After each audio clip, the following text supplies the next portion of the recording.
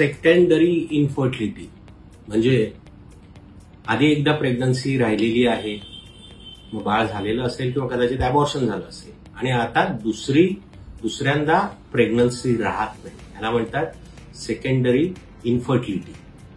आता बरेच पेशंट आमच्याकडे येतात की सर आम्हाला पहिल्या वेळेला अगदी पटकन बाळ राहिलेलं आहे, आता अशी कुठली तरी जादूची गोळी द्या आणि मला परत दुसऱ्या वेळेला पण तसंच पटकन बाळ राहायला पाहिजे.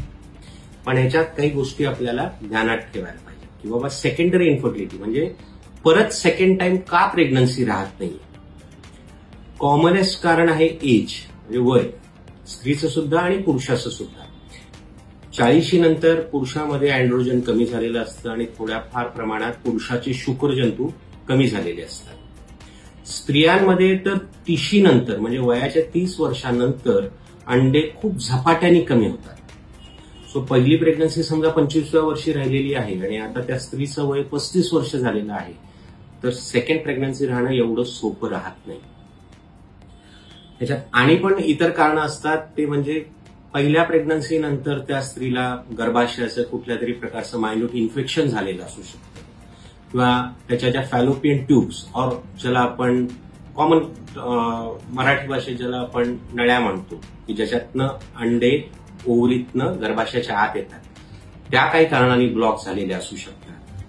इतर आजार ज्याला आपण एंडोमेट्रिओसिस, हा तुम्ही कॉमनली ऐकलेला शब्द असेल, ह्याच्यामध्ये सुद्धा अंड्यांचं प्रमाण कमी झालेलं असतं आणि चिटकाचिटकी झालेली असते.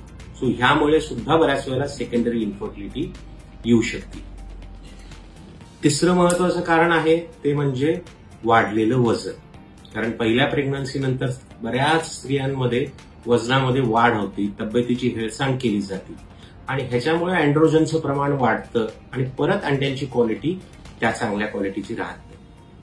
ह्याच्याबरोबर आणि गोष्टी जर म्हणायला गेलो आपण तर डायबिटीस, थायरॉइड यासारखे आजार वयाच्या 30 नंतर होणं खूप कॉमन आहे आणि ह्याचा परिणाम सुद्धा गर्भधारणा राहण्याच्या क्षमतेवर होतो.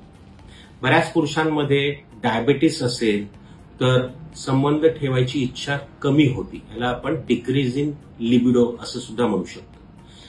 आणि एक महत्वाचं कारण ज्याच्याकडे खूप दुर्लक्ष केलं जातं ते म्हणजे घरामध्ये एक लहान बाळ ऑलरेडी असतं, त्याचा व्याप असतो, इतर अनेक कारणं असतात आणि ह्या कंडिशनमध्ये ज्या दिवशी शारीरिक संबंध घेणं खूप गरजेचं असतं म्हणजे ओव्ह्युलेशनचा दिवस आणि त्याच्या अलीकडचा आणि त्याच्या पलीकडचा एक दिवस, नेमकं त्या दिवशी शारीरिक संबंध येत नाही आणि मग त्याने तो पूर्ण 1 महिना वाया जातो.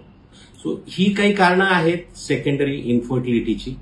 अशी आणि पण बरीच कारणं आहेत जे मी या व्हिडिओद्वारे डिटेलमध्ये तुम्हाला सांगू शकत नाही.